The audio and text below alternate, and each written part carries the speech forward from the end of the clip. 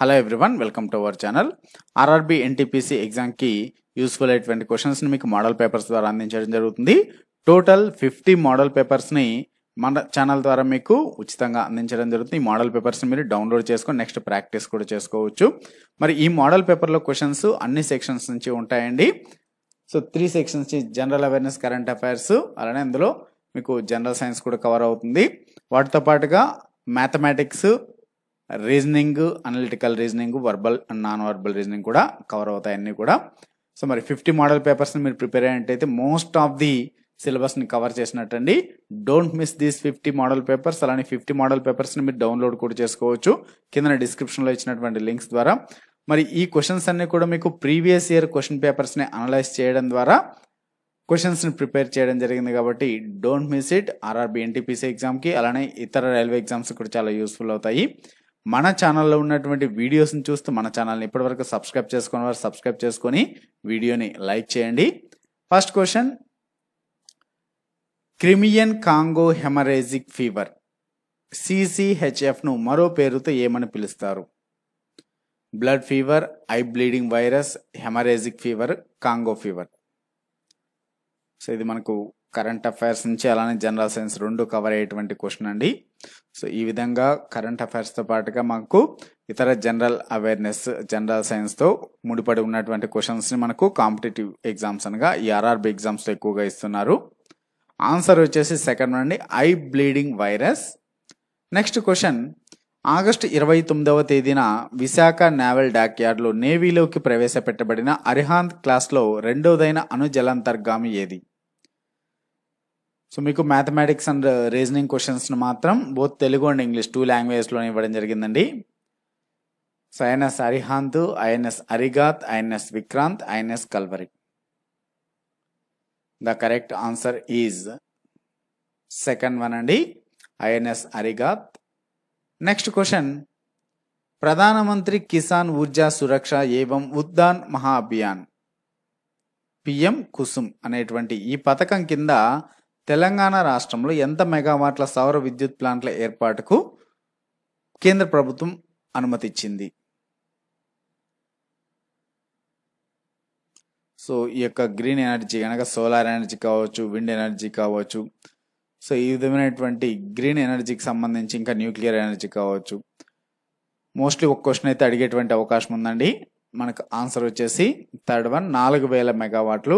So చాలా పెద్ద project కాబట్టి ఇంపార్టెంట్, అది కూడా సోలార్ ప్లాంట్. నెక్స్ట్ క్వశ్చన్, ప్రముఖ ఫార్మా దిగ్గజం Bharat biotech international limited oral cholera vaccine OCVను ఏ పేరుతో ప్రారంభించింది? A Covaxin, B Hillchol, C Biochol, D కలరాచోల్.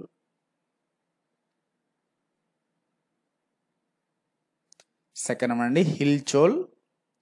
Next question, Chandrayaan 3 విజయానికి గుర్తుగా భారతదేశం ఏ తేదీని జాతీయ అంతరిక్ష దినోత్సవంగా జరుపుకుంటుంది? So very very most important question అండి ఇది. ఆర్ఆర్బి ఎన్టీపీసీ ఎగ్జామ్స్ కానీ ఇతర ఆర్ఆర్బి ఎగ్జామ్స్ కానీ కంపల్సరీ క్వశ్చన్ ఉండేటువంటి అవకాశం ఉంది. First option August 15, second one August 23, third option September 5, fourth option October 2.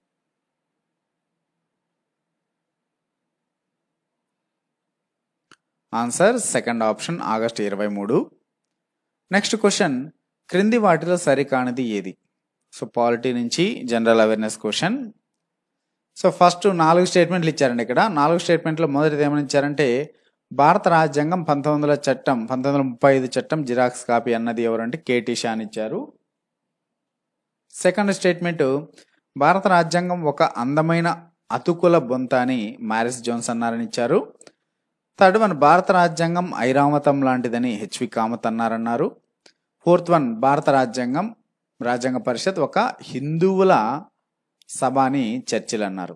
మరి ఈ 4 ఏవి కరెక్ట్ అని అడుగుతున్నారు మనకు.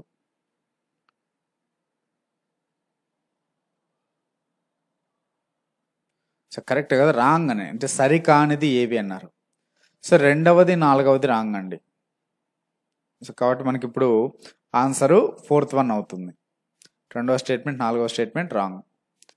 నెక్స్ట్ క్వశ్చన్, గాంధీజీ దక్షిణాఫ్రికాలో ప్రారంభించిన పత్రిక. ఏ పత్రికను ప్రారంభించారు? National Herald, Navajivan, Young India, Indian opinion.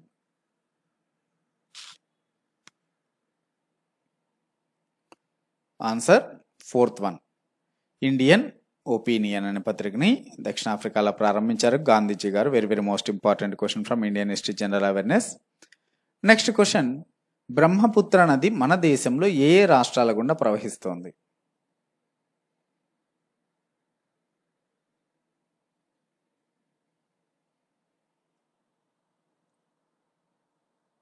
మనకి జనరల్ అవేర్నెస్ సెక్షన్లో Indian history, Indian polity, Indian economy, అలా ఇండియన్ జాగ్రఫీ నుంచి కూడా క్వశ్చన్స్ ఉంటాయి. Answer third one, Arunachal Pradesh మరియు అస్సాం గుండా ప్రవహిస్తుంది. అలానే అస్సాం దుఃఖదాయని అని కూడా అంటారండి. బ్రహ్మపుత్ర నదిని అస్సాం దుఃఖదాయని అని కూడా పిలుస్తారు. నెక్స్ట్ వన్, గోల్డ్ స్టీన్ ఏ కణాలను కనుగొన్నారు? ఈ కెమిస్ట్రీ నుంచి ఎక్స్ కిరణాలన, ఎలక్ట్రాన్లన, ప్రోటాన్లన, న్యూట్రాన్లన? సో గోల్డ్ స్టీన్ కనుగొన్నది ప్రోటాన్లను. ఎలక్ట్రాన్లను కనుగొన్నది జేజే థామ్సన్ అండి. సో జేజే థామ్సన్ కూడా ఎక్కువగా అడుగుతుండే ఎలక్ట్రాన్లను కనుగొన్నది ఎవరు అని. J J Thomson. మనకి ఇక్కడ గోల్డ్ స్టీన్ వచ్చేసి ప్రోటాన్లను కనుగొన్నాడు. నెక్స్ట్ వన్, సిగ్నల్ కేఏ అనే కిట్ను ఏ వ్యాధి నిర్ధారణకు వాడుతారు? ఫస్ట్ వన్ కాలా అజార్, సెకండ్ వన్ అతి నిద్ర వ్యాధి, థర్డ్ వన్ చాగాస్ వ్యాధి, ఫోర్త్ వన్ బోధ వ్యాధి. మనకి జనరల్ సైన్స్లో డిసీజెస్ నుంచి అట్లీస్ట్ ఒక క్వశ్చన్ అయితే ఉంటుందండి. మరి ఈ కిట్ను వాడేది కాలా అజార్ వ్యాధికి వాడతారు. పేర్లను సిగ్నల్ కేఏ, కాలా అజార్ అలా కూడా గుర్తుపెట్టుకోవచ్చు. నెక్స్ట్ ఇప్పుడు మనకు అర్థమెటిక్ అండ్ రీజనింగ్ క్వశ్చన్స్ చూద్దామండి. దీని తర్వాత మళ్ళీ ఇంకొన్ని జనరల్ అవేర్నెస్ క్వశ్చన్స్ ఉంటాయి. క్వశ్చన్ ఏమని ఇచ్చారంటే, a train 125 metre long passes a man running at 5 km/h. అంటే 125 మీటర్లు ఉన్నటువంటి ఒక రైలు ఒక వ్యక్తిని దాటింది. ఆ వ్యక్తి ఎన్ని కిలోమీటర్ల వేగంతో పరిగెడుతున్నా అంటే గంటకు 5 కిలోమీటర్ల వేగంతో పరిగెడుతున్నారు. అది కూడా ఎలాగ? In the same direction in which the train is going. So రైలు ఏ దిశలో వెళ్తుంటే అదే దిశలో పరిగెడుతున్నారు అంటున్నారు. సో ఎన్ని సెకండ్లలో ఆ ట్రైన్ దాటింది ఆ పరిగెడుతున్నటువంటి వ్యక్తిని అంటే 10 సెకండ్లలో దాటుతుంది. సో అంటే రైలు దాటుతుంది ఒక వ్యక్తిని 5 km/h వేగంతో వెళ్తున్నటువంటి వ్యక్తిని. ఎన్ని సెకండ్లలో దాటింది? ఎందుకంటే ట్రైన్కి లెంత్ ఉంటుంది కాబట్టి ఆ ట్రైన్ లెంత్ మొత్తం ఎంతసేపట్లో దాటింది ఆ వ్యక్తి అంటే 10 సెకండ్లు అని ఇచ్చారు. అయితే మనం కనుగొమన్నది ఏమంటే the speed of the train is, రైలు వేగం ఎంత అని ఇచ్చారండి. సో ఇది చాలా ఈజీ క్వశ్చన్ అండి. సో ఇక్కడ మనకు ఫస్ట్ గమనించినట్టయితే ట్రైన్ లెంత్ ఇచ్చాడు. సో ట్రైన్ లెంత్ ఎంత ఇచ్చాడు? మనకు 125 మీటర్స్ అని ఇచ్చాడు. అలానే ఇక్కడ వ్యక్తికి ఏం లెంత్ ఉండదండి. ఇంకొక ట్రైన్నో లేకుంటే ప్లాట్ఫామ్ను దాటుతుంటే దాని లెంత్ను కూడా తీసుకో. మన ట్రైన్ వ్యక్తి వచ్చేసి మ్యాన్ వచ్చేసి లెంత్ ఉండదు కాబట్టి, డిస్టెన్స్ ఉండదు మ్యాన్కి కాబట్టి మ్యాన్ యొక్క లెంత్ని కన్సిడర్లోకి తీసుకోము. మరి ఇక్కడ ఎంత సమయంలో దాడుతుంది ఆ వ్యక్తిని?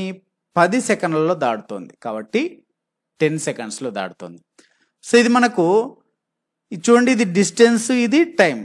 డిస్టెన్స్ బై టైం అంటే మనకు స్పీడ్ ఫార్ములా కదా. సో స్పీడ్ వచ్చేసి ఎంత అవుతుంది ఇప్పుడు? సో 5 2 5 5 అలానే 5 2 25/2 మీటర్లు పర్ సెకండ్. ఇది ట్రైన్ యొక్క స్పీడ్ అని అనుకోకూడదు మనకి ఇది, ఎందుకంటే relative speed to the man.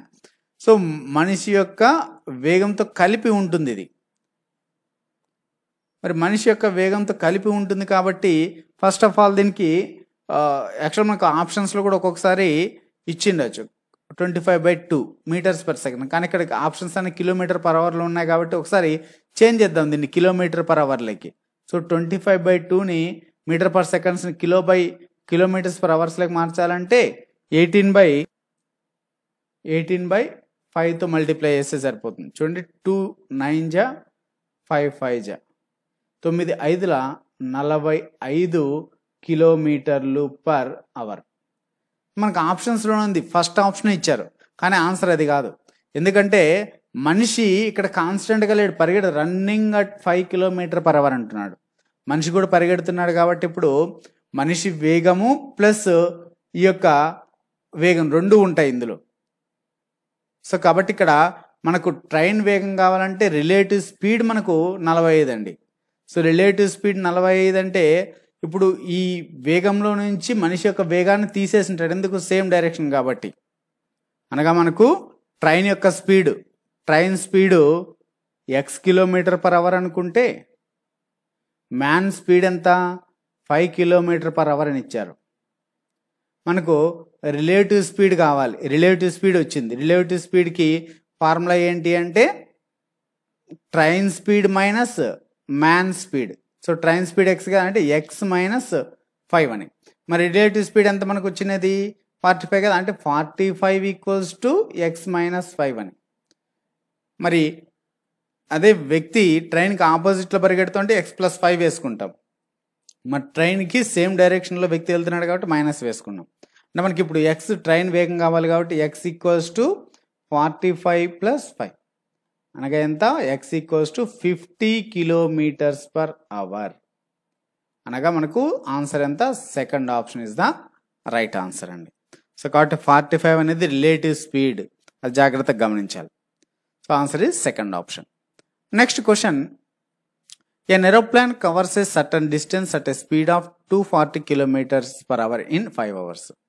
So ఒక విమానం అనేది 5 గంటల్లో 240 కిలోమీటర్ల పర్ అవర్ వేగంతో ఒక దూరాన్ని కవర్ చేస్తుంది అని ఇచ్చారు. To cover the same distance in 1 hour it must travel at a speed.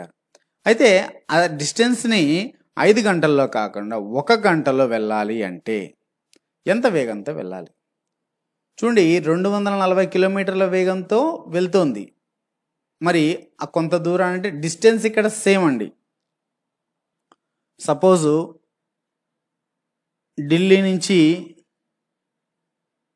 బెంగళూరుకి వెళ్తుంది అనుకుందాం ఫర్ ఎగ్జాంపుల్. ఇక్కడి నుంచి ఇక్కడికి ఎన్ని గంటల్లో వెళ్తుంది? ఈ డిస్టెన్స్ను మొత్తం కొంత దూరాన్ని అని ఇచ్చాడు, దీన్ని 5 గంటల్లో వెళ్తోంది. స్పీడ్ ఎంత? 240 కిలోమీటర్లు పర్ అవర్. సో ఇంత వేగంతో వెళ్తుంటే 5 గంటల్లో పోతాం. కానీ వాడు ఏమంటున్నాడు, 1 గంటలో వెళ్ళాలి. 1 గంటలో వెళ్ళాలంటే కంపల్సరీ స్పీడ్ పెరగాలి. మరి ఎంత పెరగాలనేది మనకి ఇక్కడ, అంటే ఎంత స్పీడ్ అనేది మనకి ఇక్కడ ఆన్సర్ కనుక్కోమన్నది అదే. సింపుల్గా మీరు ఇక్కడ ఈ 5 ఉంది కదా, సో 5 1 అయింది అంటే ఈ 5తో డైరెక్ట్గా 240ని మల్టిప్లై చేస్తే సరిపోతుంది. కానీ అలా చేయకూడదండి. సో అలా చేస్తే రాంగ్ ఆన్సర్ వస్తుంది. మనకి ఏమొచ్చినది, చాలామంది 240 × 5 వేస్తే సో అదే అనుకుంటారు ఆన్సర్, అది కాదు ఆన్సర్. సో మనకి ఏమొస్తుంది, ఇది ఏంటి, టైం, ఇది speed. So time into speed చేస్తే మనకి ఏమొస్తుంది, డిస్టెన్స్ వస్తుంది. కానీ మనం కనుక్కోమన్నది స్పీడ్ కనుక్కోమన్నాడు. సో కాబట్టి time into speed, first of all distance కనుక్కోండి, టోటల్ డిస్టెన్స్ ఎంత ఉంది. సో 240 ఇంటూ 5 వేసుకున్నాం అంటే స్పీడ్ ఇంటూ టైం వేసుకున్నా, టైం ఇంటూ స్పీడ్ వేసుకున్నా, 2 ఒకటే. 0 20 1200 కిలోమీటర్స్, 1200 కిలోమీటర్స్ డిస్టెన్స్. మరి ఈ 1200 కిలోమీటర్స్ డిస్టెన్స్ని ఎంత టైంలో 1 అవర్లో వెళ్ళాలంటే, ఇక్కడ చిన్న ప్రింట్ మిస్టేక్ పడిందండి, 1 అవర్ కాదు, ఇక్కడ 1 2/3 అవర్స్. సో 1 2/3 గంటలండి, 1 2/3 గంటలు. అనగా దీన్ని మనం 1 2/3ని ఎలా రాసుకోవచ్చు, 3 1 3 + 2 5, 5/3 గంటలను రాసుకోవచ్చు. క్వశ్చన్లో రాంగ్ పడింది. సో కాబట్టి ఇక్కడ మనకు 1200 కిలోమీటర్స్ కరెక్ట్గానే ఉంది, 1 అవర్ కాదు, 5/3 అవర్స్. సో ఇప్పుడు స్పీడ్ కావాలంటే 1200 into 3/5, 5 2 10, 5 4 20, 0. So speed equals to 24 3 72, 720 కిలోమీటర్లు పర్ అవర్. సో ఈ విధంగా కనుక్కోవాలి. 720 కిలోమీటర్లు పర్ అవర్ వేగంతో వెళ్తే 1.2/3 గంటల్లో వెళ్తారు సేమ్ దూరాన్ని కవర్ చేయడానికి. సో చిన్న ప్రింట్ మిస్టేక్ అండి ఇది. Next question, A can do a work in 15 days and B in 20 days. So A ఒక పనిని 15 రోజుల్లో చేస్తాడు, బి వచ్చేసి 20 రోజుల్లో చేస్తాడు అదే పనిని. If they work on it together for 4 days, then the fraction of the work that is left is. So మరి ఇద్దరు కలిసి 4 రోజులు పని చేస్తే ఇంకా ఎంత వర్క్ మిగిలిపోయి ఉంటుంది అంటున్నాడు. సో ఎంత వర్క్ మిగిలిపోయి ఉంటుంది అనేది కనుక్కోవాలి. So first of all A యొక్క 1 day వర్క్ ఎంత, 1/15 1 day work. B 1 day work 1/20. మరి ఇద్దరు కలిసి పని చేస్తే అంటే A plus B 1 day work ఎంత అవుతుంది అంటే 1/15 ప్లస్ 1/20. సో దీనికి ఎల్సిఎం తీసుకుంటే 15కి 20కి ఎల్సిఎం 60. సో 15 4 23 అంటే రోజుకి 7/60 వరకు చేస్తారు. అంటే మొత్తం 60 భాగాల వరకు ఉంటే 7 భాగాలు చేస్తున్నారు ఒక రోజులో ఇద్దరు కలిసి. మరి ఇది 1 day వర్క్, ఇది ఏ ప్లస్ బి. కానీ వాడు 4 days కలిసి పని చేస్తున్నారు అంటున్నారు. అంటే ఇప్పుడు 4 days వర్క్ ఎంత అవుతుంది? సో 7/60 ఇంటూ 4 అంటే 4 1 4 15. సో 7/15. సో ఎంత వర్క్ అయిపోయింది? 7/15 వర్క్ అయిపోయింది. అంటే మొత్తం భాగాలు నిండినప్పుడు 15 భాగాల వరకు ఉంటే 4 రోజుల్లో 7 భాగాలు అయిపోయింది. ఇంకెంత ఉన్నట్టు? సో 1 - 7/15 మొత్తం వర్క్ 1 అనుకుంటే దాంట్లో 7/15 అంటే 15 1 15 - 7 అంటే 8/15 వరకు మిగిలిపోయిందండి. ఇది మిగిలిపోయినటువంటి వరకు మనకు అడిగింది అదే. ఎంత మిగిలిపోయింది? 8/15. సో 7/15 అంటే మొత్తం ఇక్కడే కనుక్కోవచ్చు. 1 - 7/15 వేయాల్సిన అవసరం లేదు. మొత్తం 15 భాగాల వరకు ఉంది, అందులో 7 భాగాలు పైన కంప్లీట్ అయ్యాయంటే ఇంక 8 భాగాలు మిగిలింది. 8/15 అనేది answer, second option. Next, A some of money at simple interest amount to 815 in 3 years and 854 in 4 years. So కొంత మొత్తం అనేది సింపుల్ ఇంట్రెస్ట్కి అనగా చక్ర వడ్డీకి 815 రూపాయలు అయ్యింది 3 సంవత్సరాల్లో. 4 సంవత్సరాలు అయితే 854 అయింది. అయితే కనుక్కోమన్నది ఏంటి? ద సమ్ ఈజ్ అంటే ప్రిన్సిపల్, అసలు ఎంత అంటున్నాడు. చూడండి, మనకు వాడు చక్రవడ్డీ అనలేదు, సారీ బారు వడ్డీ అనలేదు, చక్రవడ్డీ అన్నారు. మనకి కాంపౌండ్ ఇంట్రెస్ట్ అనలేదు, సింపుల్ ఇంట్రెస్ట్ అన్నాడు. కాబట్టి సింపుల్ ఇంట్రెస్ట్ ప్రతి ఇయర్లో కూడా కామన్గా ఉంటుంది. మరి ఇక్కడ 3 సంవత్సరాలకి 815, 4 సంవత్సరాలకి 854 అంటే ఒక సంవత్సర కాలంలో 854 రూపాయల నుంచి 815 నుంచి 854 పెరిగింది. అంటే ఇంట్రెస్ట్ ఎంత పెరిగినది? ఇంట్రెస్టే కదా మొత్తం పెరిగినది ఒక సంవత్సరంలో. ఎంత అవుతుంది? 14 - 5 9, 4 - 1 3 39 రూపీస్ ఇంట్రెస్ట్ అండి. సో సంవత్సరానికి ఇంట్రెస్ట్ ఎంత? 39 రూపాయలు. మరి మనకు 3 సంవత్సరాలు తీసుకోవచ్చు, 4 సంవత్సరాలు తీసుకోవచ్చు. 3 సంవత్సరాల్లో తీసుకుంటే ఎంత అవుతుంది? 39 ఇంటూ 3, 3 9 27, 3 3 9, 2 11, 117 రూపాయలు ఇంట్రెస్ట్ అండి. 815 రూపాయల్లో ఇంట్రెస్ట్ ఎంత? 117 రూపాయలు ఉంది. అది తీసేస్తే అసలు వస్తుంది. 15 - 7 8, 10 - 1 9, 7 - 1 698 రూపీస్. సింపుల్ అండి. సో పెద్ద పెద్ద ఫార్ములాలు దీనికి ఇలాంటి వాటి కొన్ని వాటికి ఫార్ములాలు వేయాల్సిన అవసరం లేదు. సింపుల్ ఇంట్రెస్ట్ అనగానే I = PTR/100 అని వేస్తూ ఉంటారు. దాంట్లో టీ ఎంత, పి ఎంత, ఆర్ ఎంత, ఇవన్నీ అంత కన్ఫ్యూజన్ అవసరం లేదు. సింపుల్ లాజిక్తోనే ఆన్సర్ చేయొచ్చు. సో చాలా టైం సేవింగ్ అవుతుంది. జస్ట్ ఇది కామన్ సెన్స్తో చేసేటువంటివి అని చెప్పవచ్చు. Answer third option. Next one, the cost price of 20 articles is the same as the selling price of X articles. So 20 articles అనగా 20 బొమ్మలు అనుకుందాం, 20 వస్తువులు అనుకుందాం. 20 వస్తువుల యొక్క కొన్న ధర X వస్తువుల అమ్మకపు ధరతో సమానం అంటున్నారు.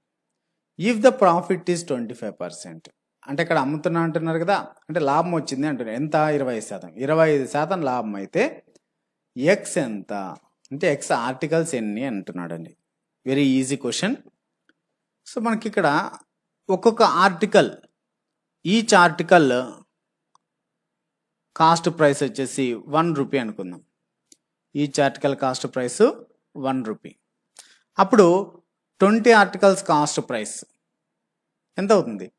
20 ఆర్టికల్స్ కాస్ట్ ప్రైస్ వచ్చేసి 20 రూపీస్ అవుతుంది. మరి ఎక్స్ ఆర్టికల్స్ కాస్ట్ ప్రైస్ కూడా x articles cost price x rupees అవుతుంది.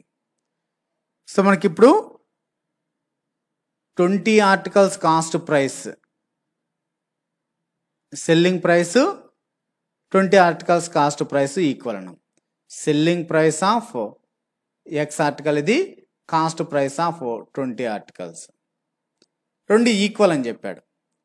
మనకిప్పుడు ప్రాఫిట్ ఎలా వస్తుంది? నార్మల్గా లాభం అని ఫార్ములా ఏంటి? లాభానికి ఫార్ములా వచ్చేసి అమ్మకపు ధర అంటే 20 రూపాయలు సెల్లింగ్ ప్రైస్ మైనస్ కొన్న వెల ఎంత?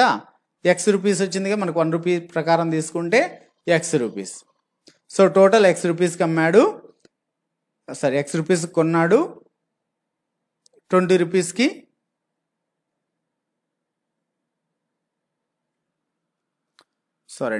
ఎక్స్ కదా మనకు అమ్మిండేది, ఎక్స్ రూపీస్కి అమ్మాడు 20 రూపీస్ కొన్నాడండి. ఎక్స్ రూపీస్కి అమ్మాడు 20 రూపీస్కి కొన్నాడు అనగా ఇప్పుడు మనకు ప్రాఫిట్ వచ్చేసి అమ్మిన వేల మైనస్ కొన్న వేల, అంటే selling price minus cost price, X minus 20 అనేది ప్రాఫిట్. మనకు ప్రాఫిట్ పర్సంటేజ్కి ఫార్ములా ఉంది. So profit percentage equals to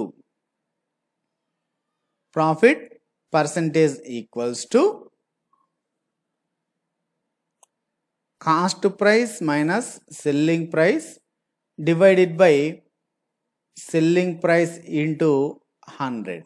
ఇది ఫార్ములా. మనకు ప్రాఫిట్ పర్సంటేజ్ ఎంత? 25 కదా. 25 equals to cost price 20 rupees minus selling price x rupees divided by selling price X into 100. దీన్ని solve చేస్తే మనకు 25 1 జా 25 4 జా. ఇప్పుడు మనం దీన్ని క్యాలిక్యులేట్ చేసుకుంటే ఈ ఎక్స్ ఇటు సైడ్కి పోతే X equals to 20 minus X into 4 అంటే 24 జా 80 minus X into 4 4x. So ఈ ఎక్స్ ఇటు సైడ్కి పోతే ఈ 4x ఇటు సైడ్ పోతే ప్లస్ 4x అవుతుంది, అనగా 5x ఈక్వల్స్ టు 80. అప్పుడు 5 1 జా 5 5 6 జా 30, ఎక్స్ ఈక్వల్స్ టు 60. మనకు అనుకోమనేది అది. ఎక్స్ వాల్యూ ఎంత? 16. Next one, it was Sunday on January 1st, 2006. 2006 జనవరి 1 ఏ రోజు అంటున్నారు? ఆదివారం అంటున్నారు. What was the day of the week January 1, 2010? అయితే 2010 జనవరి 1 ఏ తేదీ అవుతుంది అంటున్నారు. సనగా మనకి ఇప్పుడు 2006లో ఆడ్ డేస్ ఎన్ని ఉన్నాయి, 2007లో ఆడ్ డేస్ ఎన్ని ఉన్నాయి, 2008లో ఆడ్ డేస్ ఎన్ని ఉన్నాయి, 2009లో ఆడ్ డేస్ ఎన్ని ఉన్నాయి తీసుకోవాలి. ఎందుకంటే 2006లో ఎందుకు తీసుకున్నాం? ఆడ్ డేస్ మనకు లీప్ ఇయర్ని బట్టి డిసైడ్ చేస్తాం. లీప్ ఇయర్ అనగా ఫిబ్రవరిలో ఒకటి పెరుగుతుంది. సో జనవరి 1 నుంచి 2006 అంటే ఫిబ్రవరిని కన్సిడర్ తీసుకోవాలి కాబట్టి 2006 నుంచి తీసుకోవాలి. మళ్ళీ 2010 తీసుకోకూడదు, ఎందుకు? ఫిబ్రవరి లేదు మనకి ఇక్కడ. సో జనవరి 1 కాబట్టి మనకు ఫస్ట్ డే 2009 తర్వాత నెక్స్ట్ వచ్చేటువంటి డేని తీసుకోవచ్చు. సో కాబట్టి ఇక్కడ మనకు 2006లో ఇది నార్మల్ ఇయర్ కాబట్టి 1 ఆడ్ డే ఉంటుంది, 2007లో కూడా 1, 2008లో 2 ఆడ్ డేస్ ఉంటాయి, 2009లో 1 ఆడ్ డే ఉంటుంది. టోటల్ ఇక్కడ 2009 డిసెంబర్ వరకు ఎన్ని ఉంటాయి? టోటల్ 5 ఆడ్ డేస్ ఉంటాయి. ఎన్ని ఉంటాయి? 5 ఆడ్ డేస్. సో ఇక్కడ 5 ఆడ్ డేస్ అంటే మనకు 31st డిసెంబర్ 2005 ఏమై ఉంటుందండి? ఇక్కడ మనకు సండే అంటున్నారు, 2006 జనవరి 1 సండే అంటున్నారు జనవరి 1. మరి 31st అంటే దానికి ముందు డే ఏమై ఉంటుంది? కంపల్సరీ సండే అంటే సాటర్డే ఉంటుంది. మనకి ఇప్పుడు 5 ఆడ్ డేస్ అంటే 5 అంటే ఏదవుతుంది? థర్స్డే అవుతుంది. అనగా మనకు 31st డిసెంబర్ 2009 ఆడ్ డే 5 ఏది వస్తుంది? 0 సండే, మండే 1, ట్యూస్డే 2, వెన్స్డే 3. సరే 5 ఆడ్ డేస్ అంటే Sunday 1, Monday 2, Tuesday 3, Wednesday 4, Thursday 5 వస్తుంది. అంటే మనకి ఇక్కడ 31st December 2009 వచ్చేసి థర్స్డే. మరి మనకు January 1st January 2010 థర్స్డే తర్వాత నెక్స్ట్ డే ఫ్రైడే అవుతుంది. So answer is third one, Friday. Third option. Next question. The sum of the ages of 5 children born at the intervals of 3 years each is 50 years. So ఇక్కడ 5 మంది పిల్లలు యొక్క మొత్తం వయసు ఎంత ఉంటున్నాడు? 50 సంవత్సరాలు. మరి వాళ్ళు కూడా ఇలాగా 3 సంవత్సరాల వ్యవధితో, ఒక్కొక్కరికి గ్యాప్ ఎంత? 3 సంవత్సరాలు అంటారు. 3 సంవత్సరాల వ్యవధితో జన్మించినటువంటి 5 మంది పిల్లల యొక్క మొత్తం వయసు 50 సంవత్సరాలు. అయితే what is the age of the youngest child? అంటే లాస్ట్లో పుట్టినటువంటి పిల్లాడి వయసు, యంగెస్ట్ చైల్డ్ యొక్క వయసు ఎంత? చూడండి, ఇక్కడ ఫస్ట్ పుట్టినటువంటి పిల్లాడి వయసు X years అనుకుందాం. మరి ఒక్కొక్కరి గ్యాప్ ఎంత అంటున్నాడు? ఇంటర్వెల్స్ ఆఫ్ 3 years, ఒక్కొక్కరికి 3 years గ్యాప్ ఉంది. అంటే నెక్స్ట్ పిల్లాడి వయస్సు X + 3 years ఉంటుంది. మరి నెక్స్ట్ X + 3 + 3 అంటే X + 6, next X + 9, next X + 12, 5 members. So 5 పిల్లలు, X + 3, X + 6, X + 9, X + 12. So youngest child ఎవరు అంటే ఇప్పుడు Xఏ. సో ఫస్ట్ పుట్టినటువంటి పిల్లాడి వయస్సు X + 12. సో X వచ్చేసి యంగెస్ట్ చైల్డ్. ఫస్ట్ పుట్టినది ఎవరంటే X + 12 ఏజ్ ఉన్నటువంటి వ్యక్తి. మరి వీళ్ళు మొత్తం వయస్సు అంటే అందరినీ కలిపితే వయసు ఎంత అంటున్నాడు? 50 సంవత్సరాలు. అంటే X + 3, X + 6, X + 9 వీళ్ళందరూ కలిపితే మొత్తం 50 సంవత్సరాలు. అనగా ఎంత అవుతుంది? 5 మెంబర్స్ కాబట్టి 5X + 3 + 6 9, 9 + 9 18, 18 + 12 అంటే 30 = 50. 5X = 50 - 30 20 అవుతుంది. X = 5 1 జా 5 4 జా 4 years అవుతుంది. అంటే యంగెస్ట్ చైల్డ్ వయసు 4 సంవత్సరాలు, ఫస్ట్ ఆప్షన్. అదే అతిపెద్ద పిల్లాడి వయసు అంటే 16 సంవత్సరాలు అవుతుంది. X + 12, 4 + 12. కానీ మనకు అడిగిన యంగెస్ట్ చైల్డ్ కాబట్టి 4 years, first option. Next one, look at the series X + 8 6 9 23 87. Next what? So 8 6 9 23 87 తర్వాత నెక్స్ట్ వచ్చేటువంటి నెంబర్ అయితే అడుగుతున్నారు. చూడండి, 8 6 9 అంటే ఫస్ట్ 8 నుంచి డిక్రీజ్ అయింది, మళ్ళీ ఇంక్రీజ్ అవుతూనే వెళ్తుంది, ఎక్కువ ఇంక్రీజ్ అవుతుంది. చూడండి, ఎప్పుడైనా కానీ ఇలా ఎక్కువ ఇంక్రీజ్ అవుతుంది వెళ్తుంది అంటే చూడండి, ఫస్ట్ 8 6 9 3 చిన్న నెంబర్సే, తర్వాత ఒకటేసారి 23 మళ్ళీ 87 తర్వాత 100 200 300స్లో ఇచ్చారు ఆప్షన్స్. సో ఇటువంటి వాటికి సింపుల్గా అంటే మల్టిప్లికేషన్ ఉంటుంది, దానిలో మైనస్ ప్లస్ చేస్తూ ఉంటారు. సో ఇప్పుడు చూడండి, ఫస్ట్ 8 × 1 చేయండి, 8 1 8, మైనస్ ఎంత చేయాలి? -2 చేస్తే 6 వచ్చింది. మరి నెక్స్ట్ 6ని ఇక్కడ 1 తర్వాత నెక్స్ట్ 1తో కానీ 2తో కానీ 3తో కానీ అలా చేయాలి, 1.5తో కానీ అలాగా. సపోజ్ 6 × 2 చేసామనుకోండి, ఎంత అవుతుంది? 6 2 జా 12, 12 - 3 చేయాలి, అప్పుడు 9 అవుతుంది. ఓకే, ఇది బాగానే ఉంది. నెక్స్ట్ మళ్ళీ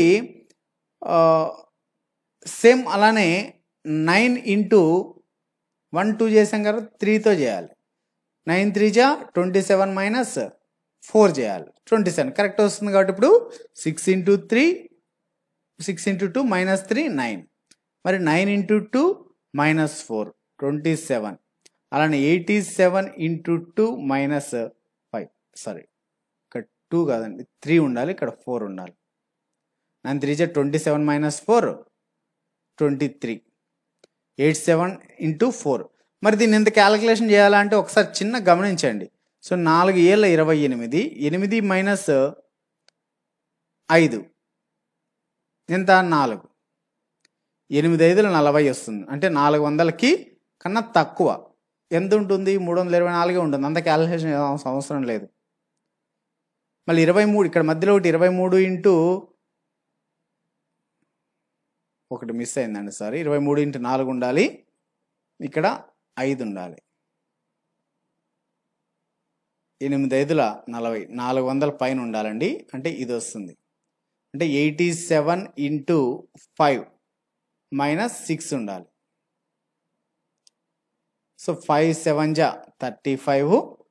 సో 15 మైనస్ 6 9. అంటే ఫస్ట్ డిజిట్ 9 ఉన్నది, 4th ఆప్షన్. సో కాబట్టి 4th option is the right. అంత క్యాల్కులేషన్ అవసరం లేదు. దీన్ని కూడా అంతే. మీరు ఇక్కడ 23 ఇంటూ 4 మైనస్ 5 చేసేటప్పుడు కూడా 87 వస్తుందండి. జస్ట్ ఈ 7ని చెక్ చేసుకుంటే చాలు. 4 మూల 12 అంటే 2 వస్తుంది. 2 అనేది 12 మైనస్ 5 7 వస్తుంది. కాబట్టి మోస్ట్లీ వచ్చే ఛాన్సే ఉంటుంది. సో కాబట్టి answer is 429. 4th option is the right answer. Next one, B2CD, BCD 4, B5CD, BC6D వస్తుంది. ఇక్కడ దీన్ని గమనిస్తే మీరు, సో ఇక్కడ ఫస్ట్ లెటర్ కింద 2 ఉందండి. తర్వాత ఇక్కడ నెక్స్ట్ అయితే గ్యాప్ ఇచ్చారు. ఇది 4 ఉంది, ఇది 5 ఉంది, 6 ఉంది. అంటే కంపల్సరీ నెక్స్ట్ దాంట్లో 3 వస్తుంది. ఆ 3 వచ్చేది ఎక్కడెక్కడ? ఫస్ట్ ఆప్షన్లో చూడండి, B2C2D ఉంది, ఇది రాంగ్. సెకండ్ ఆప్షన్లో ఉంది, ఇది కరెక్ట్ అయ్యే ఛాన్స్ ఉంది. B2C3D ఉంది, ఇది కూడా రాంగ్. మరి BCD7 ఉంది, ఇది కూడా రాంగ్. సో 2 3 4 5 6 అలానే ఉండాలి. కాబట్టి సో ఇప్పుడు మనకు B ఇక్కడ ఫస్ట్ దానికి ఉంది, ఫస్ట్ లెటర్కి ఉంది, నెక్స్ట్ సెకండ్ లెటర్కి వచ్చే ఛాన్స్ ఉంది. ఇక్కడ థర్డ్ లెటర్కి వచ్చింది, మళ్ళీ 4th లెటర్కి లేదు కాబట్టి మళ్ళీ ఫస్ట్కి, మళ్ళీ సెకండ్కి వచ్చింది. సో కాబట్టి BC3D. Easy question. Next one, cup is to coffee as bowl is to same. So కప్కి కాఫీ రిలేటెడ్ అయితే బౌల్ దేనిగా చెప్పవచ్చు? చూడండి, సింపుల్. కప్పులో కాఫీ పోసుకొని తాగుతాం, మరి బౌల్లో ఏం తాగుతాం? బౌల్లో డిష్ కానీ స్పూన్ కానీ ఫుడ్ కానీ తినం, సూప్ తాగుతాం బౌల్లో. Answer is second one. Next one, so pointing to A photograph of a boy, Suresh said. So Suresh చెప్తున్నాడు ఏమని? ఒక ఫోటోగ్రాఫ్లో ఉన్నటువంటి ఒక అబ్బాయిని చూపిస్తూ చెప్తున్నాడు ఏమని? He is the son of the only son of my mother. అతను నా తల్లికి ఉన్న ఏకైక కొడుకు అని చెప్తున్నాడు. కొడుకు యొక్క కొడుకు అంటున్నాడు. ఓన్లీ ఏకైక కొడుకు అంటే కొడుకు యొక్క కొడుకు అని. అయితే సురేష్కి అబ్బాయికి సంబంధం ఎలా ఉంది? How is Suresh related to the అబ్బాయి? చూడండి, ఇక్కడ ఫోటోలో ఉన్నటువంటి ఒక బాయ్ అనుకున్నాం. ఫోటోలో ఉన్న బాయ్, ఈ బాయ్ని చూపిస్తూ సురేష్ ఏమంటున్నాడు? ఇక్కడ ఉన్నటువంటి బాలుడు సన్ ఆఫ్ అంటే ఇక్కడ కొంచెం కింద రాస్తానండి, బాయ్ ఇక్కడ రాస్తున్నాను. ఈ ఫోటోలో ఉన్నటువంటి బాయ్ ఈజ్ ద సన్ అంటే ఇక్కడ ఇతనికి యొక్క ఫాదర్ ఎవరో ఉన్నారు అని. Is the son of the only son of my mother. My mother యొక్క ఓన్లీ సన్ అంటున్నాడు. So only son of my mother అంటే మై మదర్ అంటే ఇక్కడ వీళ్ళ యొక్క మదర్కి ఏకైక సన్ అంటే ఇంకెవరు అవుతారు? ఇతనే అవుతారు. ఇక్కడ సురేష్ ఉన్నట్టు. ఇక్కడ సురేష్ అంటే సురేష్ యొక్క మదర్ యొక్క ఏకైక కొడుకు. సురేష్ యొక్క మదర్ యొక్క ఏకైక కొడుకు అంటే అతని యొక్క కొడుకు అన్నట్టు. అంటే సురేష్కి అబ్బాయికి సంబంధం. హౌ ఈ సురేష్ రిలేటెడ్ టు బాయ్. ఇక్కడ బాయ్కి సురేష్ ఏమవుతాడు అని అడిగారండి. ఈ ఫోటోలో ఉన్న బాయ్కి సురేష్ ఏమవుతాడు అని. సో ఆ బాయ్కి సురేష్ ఏమవుతాడు? ఫాదర్ అవుతాడు. మరి ఇక్కడ మీరు గమనించాల్సింది ఏమంటే ఒక్కొక్కసారి సన్ అని ఇచ్చాడు అనుకోండి, మరి కన్ఫ్యూజ్ అవుతారు. అంటే సురేష్కేమో బాయ్ సన్ అవుతాడు, బాయ్కేమో సురేష్ ఫాదర్ అవుతాడు. సో కాబట్టి ఫాదర్ ఈజ్ ద ఆన్సర్. మన కన్ఫ్యూజన్లో ఆప్షన్ అయితే ఇవ్వలేదు, కానీ కన్ఫ్యూజన్ అయితే ఏం లేదు. ఒక్కొక్కసారి ఆప్షన్లో సన్ అని కూడా ఇచ్చారంటే మీరు సన్ అని పెట్టకండి. హౌ ఈ Suresh related to the boy. బాయ్కి ఏమవుతాడు? సురేష్ అన్నారు కాబట్టి ఫాదర్ అవుతాడు. నెక్స్ట్ వన్, సో ఇక్కడ సిలాజిజం నుంచి ఇచ్చారండి. సో మీరు మోస్ట్లీ సిలాజిజము అలానే దాంతోపాటుగా ఇందాక చెప్పిన బ్లడ్ రిలేషన్స్ మోస్ట్లీ ఇంగ్లీష్లో ఫాలో అయితే కరెక్ట్గా ఆన్సర్ దొరుకుతుందండి. ఎందుకంటే తెలుగులో క్వశ్చన్ పేపర్ ఇచ్చినప్పటికీ ఇంగ్లీష్నే ఫైనల్గా తీసుకుంటారు కాబట్టి. సో ఫస్ట్ స్టేట్మెంట్స్ ఏమైనా ఇచ్చారు చూడండి. Some actors are singers. ఇక్కడ ఒక బేసిక్ డయాగ్రామ్ డ్రా చేద్దాం. వీళ్ళు యాక్టర్స్ అనుకుంటే సమ్ యాక్టర్స్ అంటే వీళ్ళలో యాక్టర్స్లో కొందరు సింగర్స్ అంటున్నారు. సమ్ యాక్టర్స్ ఆర్ సింగర్స్ ఈ శిలాయుసం. తర్వాత all the singers are dancers. So ఈ సింగర్స్ అందరూ కూడా వీళ్ళందరూ కూడా సింగర్స్ డాన్సర్స్ అంటే ఇలా వేసుకుంటారు. బేసిక్ డయాగ్రామ్ అంటారు. కంక్లూజన్స్ ఏమైనా ఇచ్చారు? Some actors are dancers. So మరి యాక్టర్స్లో డాన్సర్స్ టచ్ అయ్యిందా లేదా? యాక్టర్స్తో డాన్సర్స్ టచ్ అయ్యింది కాబట్టి ఇది కరెక్ట్. తర్వాత నో సింగర్ ఈజ్ యాక్టర్. మరి యాక్టరు సింగర్కి సంబంధం లేదు అంటున్నారు. మరి యాక్టర్కి సింగర్కి ఎందుకు సంబంధం లేదండి? సమ్ యాక్టర్స్ ఆర్ సింగర్స్ అంటున్నారు. మరి సమ్ యాక్టర్స్ ఆర్ సింగర్స్ అంటే నో సింగర్ ఈజ్ యాక్టర్ అనేది రాంగ్ అవుతుంది. అంటే ఇప్పుడు ఓన్లీ కంక్లూజన్ 1 మాత్రమే ఫాలో.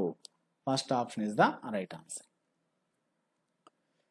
సో నెక్స్ట్ కొన్ని జనరల్ అవేర్నెస్ క్వశ్చన్స్ చూద్దాం. ఆవు పాలు కొద్దిగా పసుపు రంగులో ఉండడానికి కారణం ఏమిటి?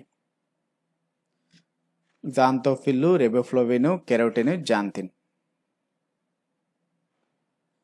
Answer second one riboflavin. Next కింది వారిలో రాజ్యాంగ పరిషత్ చైర్మన్గా పనిచేసిన వారు ఎవరు? జవహర్లాల్ నెహ్రూనా, బిఆర్ అంబేద్కరా, గోపాల సోమయ్యంగారా, గణేష్ వాసుదేవ్ మౌలాంకర అంటే G V Mavalankar. Answer fourth one G V Mavalankar. Last question. ఉప్పు సత్యాగ్రహంలో గాంధీజీ ఏ ప్రాంతంలో శాసనాలను ఉల్లంఘించాడు? First one Sabarmati, second one Porbandar, third one Dandi, fourth one వార్తా.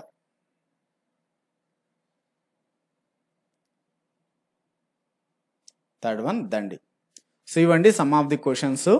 సో మీకు డైలీ మోడల్ పేపర్లో సమ్ ఆఫ్ ది క్వశ్చన్స్ని మోస్ట్ ఇంపార్టెంట్ క్వశ్చన్స్ని ఈ మోడల్ పేపర్స్ ద్వారా అందించడం జరుగుతుంది. మేము అందించేటువంటి మోడల్ పేపర్స్ మీకు అప్డేట్ చేసిన వెంటనే మొబైల్లో నోటిఫికేషన్ రూపంలో రావాలంటే మన ఛానల్ని తప్పకుండా సబ్స్క్రైబ్ చేసుకొని అలానే వీడియోని లైక్ చేయండి.